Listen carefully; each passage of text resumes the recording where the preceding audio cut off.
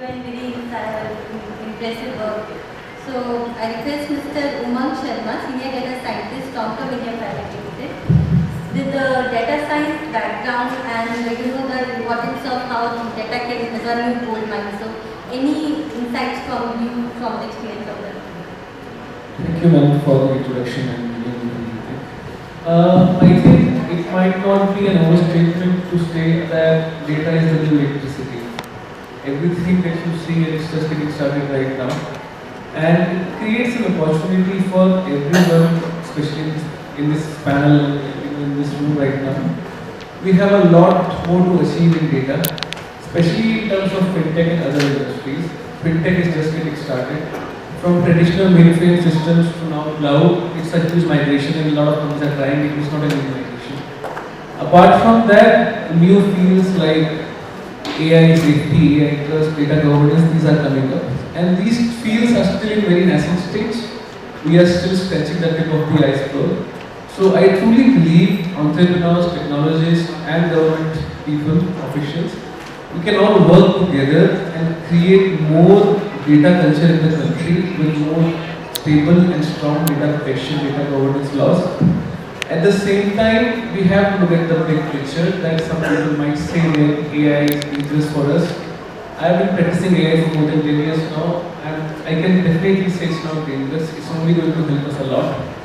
So data and AI go hand in hand as long as we can track this both together, and as long as we can do it safely and in a very precise manner. I think it will lead to this country's growth in an unimaginable manner. So yeah, those are my 2 cents in AI and data.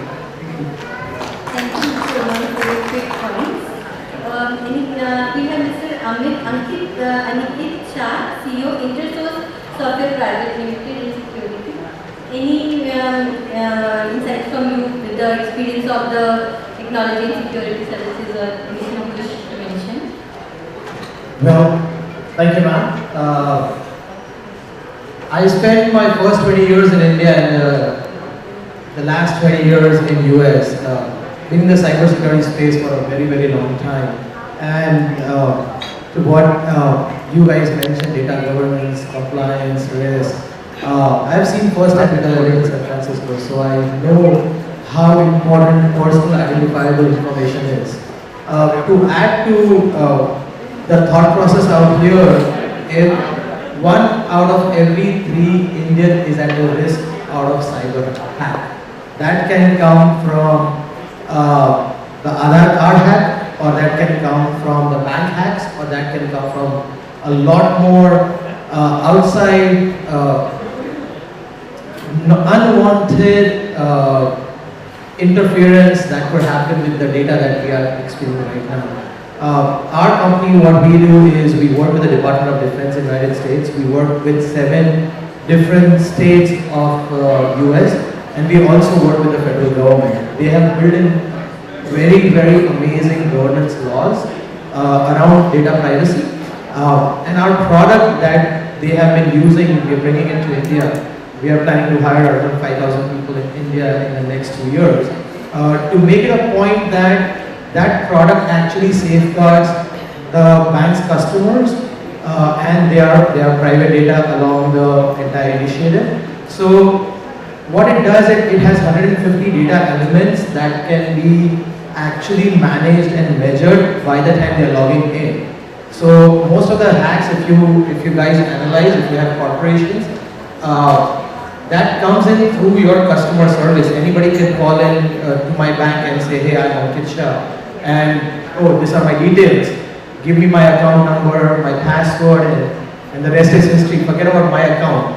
Every account in the bank is kind of hacked, right? So our product has been devised in such a way that it kind of goes through 150 encryption points to actually solve the issue of any external hack happening either to a corporation or to a bank or even to the government, right? We all have our details. In US we have social security, in India we have now Aadhaar card. Very proud of that initiative.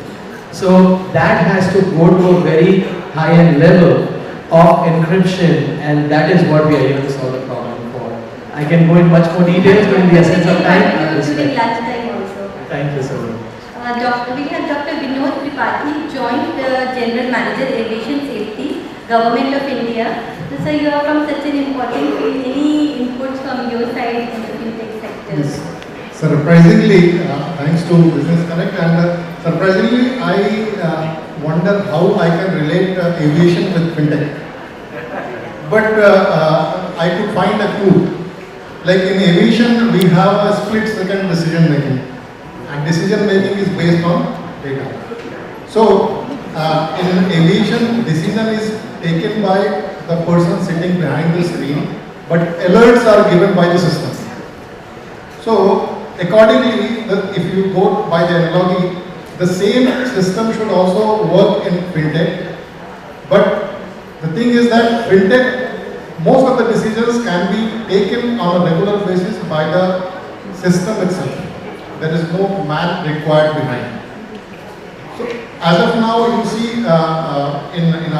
since I am in aviation safety, we do hazard analysis and risk management.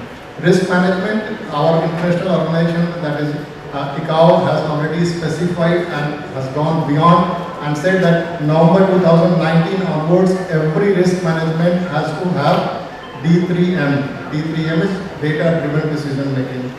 Any decision you take, it should be backed by data. Without data, no decision. I mean, you cannot base on your intuition. So, similar things should happen in fintech as well, in financial paradigm. Like we have home loans, which are interest is calculated annually or quarterly. The fintech can revise this on a daily basis. Whatever you have in your bank, daily basis interest is calculated, interest is deposited, and so you have a daily business. So that type of data structure